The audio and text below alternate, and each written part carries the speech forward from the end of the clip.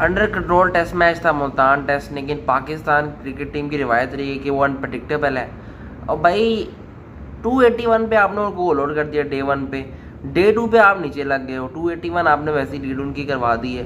तो कुछ समझ नहीं आती कि ये एक दिन टेस्ट मैच बड़े कंफर्टेबली जो है वो डोमिनेट करते हैं, उसके अगले दिन ही फजूल से फजूल सॉफ्ट डिसमिसल्स हुए हैं। टेस्ट क्रिकेट हारने घर पे कोई पाकिस्तान से सीखे, मतलब पहला टेस्ट तो आप हारे ही आ रहे हो, लेकिन ये दूसरे टेस्ट में भी आप जो है वो बना बनाया मैच जो है बरार अहमद ने आपको एक ओनली आपका बॉलर है जिसने 7 विकेटें ली, लेकिन उसके बाद आप 107 पे 2 से 142 पे 2 होते हैं। पहले तो स्टार्टिंग में साउथ शफीकीर और बाबर आजम अच्छा खेल रहे होते हैं, लेकिन उसके बाद आपका 202 पे आप ऑल आउट हो जाते हो, यानी कि पाकिस्तान ने 8 विकेट लॉस किए हैं 60 रन दे के। तो ये पता नहीं, समझ नहीं आ रही कि जो बैटिंग ऑर्डर है, क्या खाली बाबर आजम ने ही रन करने हैं, नीचे से रिजवान सलमान इन्होंने क्या किया है, मतलब 100 शकील कैच दे रहे हैं सीधा। पूरी बात करेंगे, सब्सक्राइब करो, नोटिफिकेशन की घंटी भी जाएगी, क्योंकि Multan test Pakistan versus England day 2 पे ही पाकिस्तान जो है वो नीचे लग गया बहुत ज़्यादा ही। सब्सक्राइब। मैच समरी की अगर आपको बता दूं मैं, सिचुएशन ये थी कि 281 पे इंग्लैंड पहली इनिंग 200 ऑल आउट हो गया था 281 पे, और 202 पाकिस्तान ने किया है अब वो भी ऑल आउट हो गया, मतलब 79 रन की मैसिव लीड उन्होंने ले ली इंग्लैंड की। मैं तो ये कह रहा था कि 450-500 पाकिस्तान करेगा, जिस तरह कि उनकी बॉलिंग है, मुझे तो समझ नहीं आ रही कि विकेट्स कैसे दे रहे हैं पाकिस्तानी बैट्समैन, इनको क्या हो गया। और ये जो बाबर आजम ने सिलेक्शन की है यार, कि अजहर अली को ही नहीं खिलाया यार। अजहर अली आपका एक स्पेशलिस्ट टेस्ट प्लेयर था, उसको तो आप खिलाएं ना।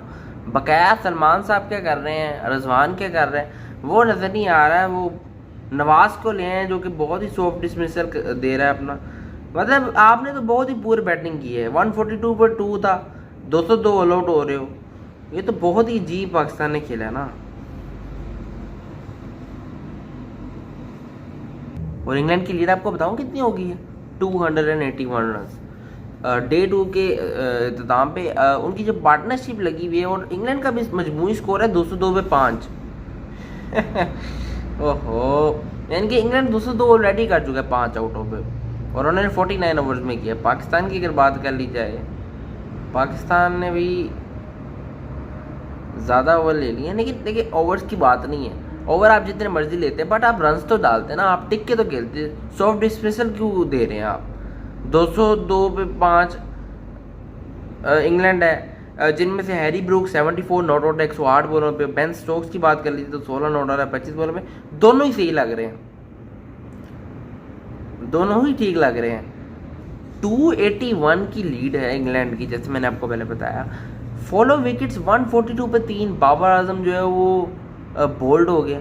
ऑली रॉबिन्सन आया, उसने बोल्ड किया बाबर आजम को, और समझ ही नहीं आई कप्तान साहब को कि मैंने 158 for 4 साउथ शकील।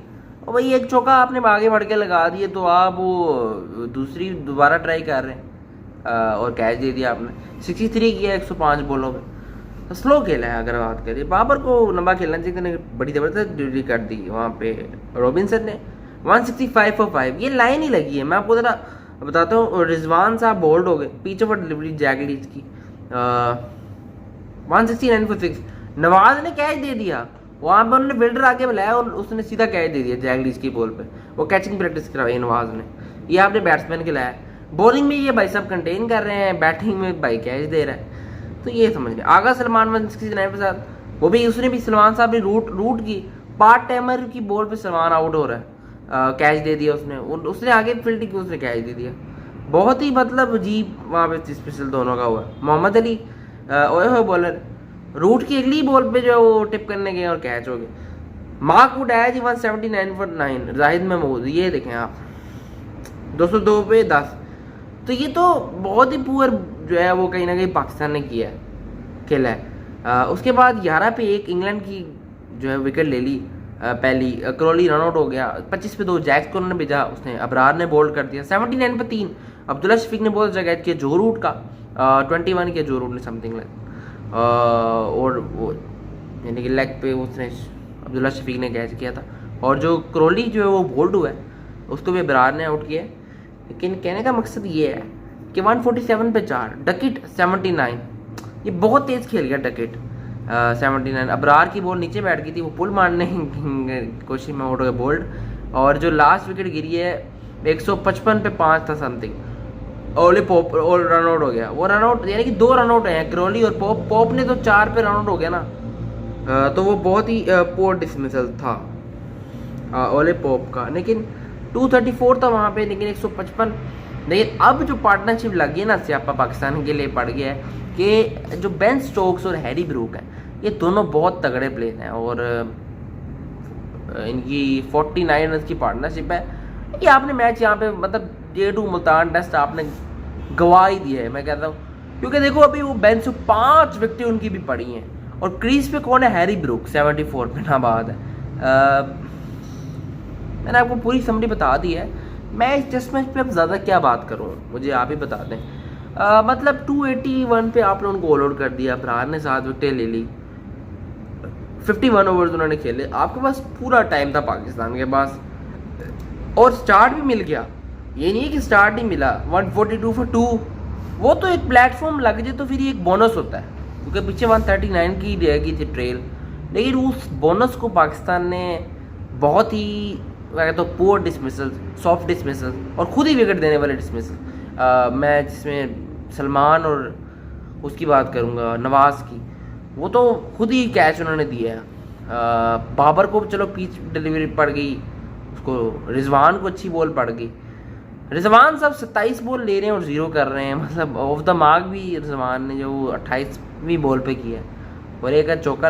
ये जो प्लेयर्स की अप्रोच है टूवर्ड्स के, आप 45 ओवर्स में 158 कर रहे हैं, रादर देन के इंग्लैंड ने जो है वो 40 ओवर में 250 कर दिया था। तो ये भी सवालात उठेंगे, उठने चाहिए। और जो आपकी बॉलिंग है उसमें सिलेक्शन क्या की है कि पहले 5-5 ओवर जो है वो राना फ़हीम अशरफ और उसके अलावा मोहम्मद अली से करवा रहे हैं, हालांकि बॉल जो है वो टर्न कर रही थी। तो ये बाबर आजम को देखनी कि बिल्कुल जी ये चीज़ें नहीं करनी कि सिलेक्शन ठीक ना करें। अब देखो एक थ्रेटिंग बॉलर है अबरार अहमद, उसने फिर 4 विकेटें ले दी। आपको बकाया बॉलर क्या कर रहे हैं, क्योंकि आपने खिलाई ना, अनफॉर्चुनेटली आपके पास रो पेस है ही नहीं टेस्ट मैच के अंदर, Multan test second test Pakistan versus England में। फ़हीम अशरफ और मोहम्मद अली जो है वो अनफॉर्चुनेटली वो 130-125 की बॉलर है। और जो जाहिद महमूद है वो एक लेग स्पिनर है ज़रूर, बट विद इफेक्टिव नहीं है जितना ईबी है। अबरार बॉलिंग कर रहा है, एक आपका अबरार अहमद ही है और उसके अलावा आपके पास कुछ नहीं है। तो इसलिए हैरी ब्रूक एडवांटेज ले रहा है और वो 281। अब आप मान के चलिए कि वो 500 तक पहुंचाने की कोशिश करेंगे, 400 चले, 400 भी आपके लिए बहुत मुश्किल हो जाएगा। ठीक है कि टाइम पाकिस्तान के पास बहुत होगा, हालांकि आज तीसरा ही दिन है। अगर आप उनको 100 भी और करवाते हो यानी कि 300 पे बॉल आउट कर दो तो 400 का टारगेट पाकिस्तान मुझे वो नहीं लगता कि वो चेज़ कर पाए, क्योंकि पैनिक कर जाएगा पाकिस्तान। वो वही बात आ जाएगी कि लाहौर टेस्ट जिस तरह आप हारे थे ऑस्ट्रेलिया से और जो रावलपिंडी टेस्ट हारे हो पहला इंग्लैंड से, वो वही बात आ जाएगी। मुझे लग रहा है, मुझे ये गट फीलिंग है मेरी कि आप क्या 400 भी के मतलब अभी तो वो पार्टनरशिप लगी है और उसके बाद उनकी 4 विकेटें और हैं और जो क्रीज पे खड़ा है वो सिरदर्दें चढ़ा सकते हैं बेन स्टोक्स और हैरी ब्रूक, क्योंकि लंबे खेलने वाले प्लेयर हैं। हालांकि 1 विकेट के बाद रॉबिन्सन नहीं आना है, तो अगर तो पाकिस्तान 350 तक इनको रोकता है तो ठीक है, नहीं तो अगर 450, 400, 500 तक जाती है बात तो कहीं ना कहीं कहानी मुश्किल है, चाहे जितना भी टाइम हो। क्योंकि आपकी जो सोच होती है वो विकेट्स ले सकते हैं इंग्लैंड, क्योंकि अगर उन्होंने 2 अर्ली विकेटें ले दी और बाबर की विकेट अगर उन्होंने ले ली तो पीछे फिर आपके पास इतनी बैटिंग नहीं है। सलमान है, ठीक है, रिजवान है और सऊद शकील है, बट वो इतना मज़ा नहीं दे रहे, उतना कॉन्फिडेंस नहीं आ रहा आपकी बैटिंग के अंदर कि हाँ यार ये चेस कर सकते हैं। But you never know, cricket है। हम तो यही उम्मीद लगाएंगे कि पाकिस्तान जीतेगा और टाइम है, बिल्कुल आपको अग्रेसिव जाना है। गलती तो बहुत बड़ी कर दी है, ब्लेंडर 200 तो आप नीचे ला गए, हालांकि वो लीड ले सकते थे वो इजीली वहाँ 107 पे 2, लेकिन अब गलती का खमियाजा यही है कि इस टेस्ट क्रिकेट में जल्दी जल्दी आउट करें कल आके और 350 360 तक की लीड तक यानी कि 60 रन को और जोड़ने दें तो 350 360 भी मुश्किल होगा। ये नहीं कि 360 भी कोई हलवा है, हालांकि होना तो नहीं चाहिए। लेकिन यार ये देखो ना, Jack Leach, Ollie Robinson, Jimmy Anderson, ये बॉलर इनसे खेले नहीं जा रहे। वो 3 में उन्होंने बॉलर खिलाया है, मार्क वुड ठीक है वो पेस से कर रहे हैं, लेकिन बॉलिंग इनकी है नहीं। और जैक लीच को आप 3-3 विकेटें दे रहे हैं और रूट को आप 2 विकेटें दे रहे हैं, तो बहुत ही पुअर बैटिंग की पाकिस्तान ने। ईजी है वहाँ यहाँ पे 400 भी चेस करना, लेकिन वही बात है कि जब आपके बैट्समैन है वो इन पॉसिबल शॉट्स मारते हैं और जो भी बॉलर हो वो आउट हो जाते हैं। तो पाकिस्तान के लिए मुश्किल है 450 लेकिन देखते हैं जितना टारगेट मिलता है तो आपके साथ जुड़ेंगे डे 3 के एंड पे। सब्सक्राइब करें, नोटिफिकेशन की घंटी बजाइए।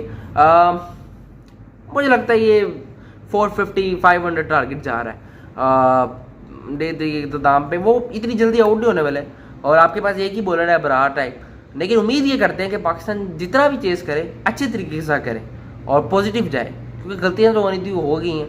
अब यही है कि 450-500 का टारगेट आपको चेस करना है।